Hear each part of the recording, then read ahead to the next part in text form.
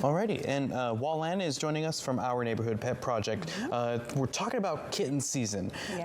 Volunteers needed at the shelter. I guess for people that don't have pets, I don't. I did grow up with cats, but obviously I didn't grasp the idea of kitten season. What is kitten season? So kitten season is the time of year where the kittens become old enough that we are starting to see them. We take a break here in California. It's a very, very short break from about December until early March, where we don't have any kittens being born because the weather is rather cold.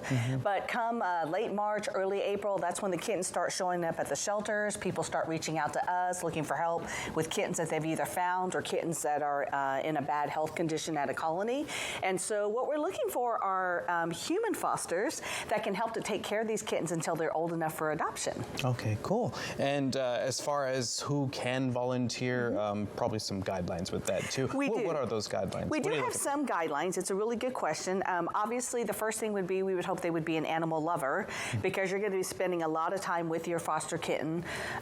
We ask that people be adults. We do have students that use it as part of their community service time, but they need to have a parent that's supervising them. Sure. And our main criteria is that we need to have a safe space within the home that the foster animal can stay in, preferably isolated from other animals until you get to know what their personality is like and whether or not they can interact with your resident animals. We, as a rescue organization, provide everything that you need as far as physical supplies, support, and medical care, and we ask that you provide a loving home for them and bring them to our adoption events. Gotcha. And how hard is it?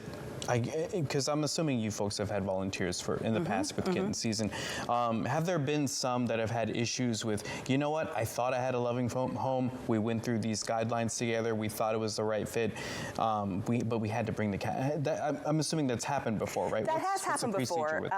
Because we don't require any experience beforehand, we're more than happy to provide the training. Sometimes it does turn out that it's not a good fit either for the human or for the animals in the particular environment they're in. So we work very closely with all our fosters, especially our new fosters, to provide them with all the tools they need to be successful. But if it doesn't work out, then obviously we will home the animal into another foster home if necessary.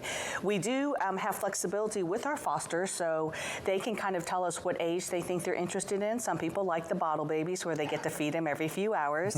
Other people prefer the weaning age where they're coming off the bottle but maybe aren't fully independent yet.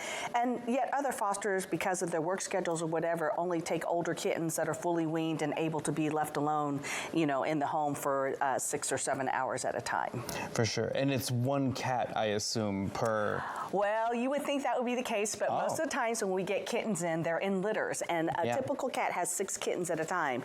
Now, not all these kittens will survive, so I will say typically we place 2 to 3 animals in a home at a time, unless a foster's experienced and wants to take on a whole litter of 6, which can happen too. My first litter was actually 6 kittens. Oh, wow. But for most people, it's at least 2. Absolutely. And if someone is interested, how can they reach out to you? That is probably the most important question to ask today. We do have an online application at our website. If you go to our website and you click on the tab that says volunteer, there will be some links right below it that you can fill out the volunteer application. And then there's a second one if you're specifically interested in fostering kittens or puppies. So we do take volunteers that help us with administrative support, with transportation, things like that, special events and fundraising. And then we have volunteers who may only do fostering. They have a second form to fill out with all those detailed questions I was just mentioning. All righty. And all the details we'll get onto our website, newschannel46.com. Thank you so much, Wallan. I appreciate your time. You're welcome.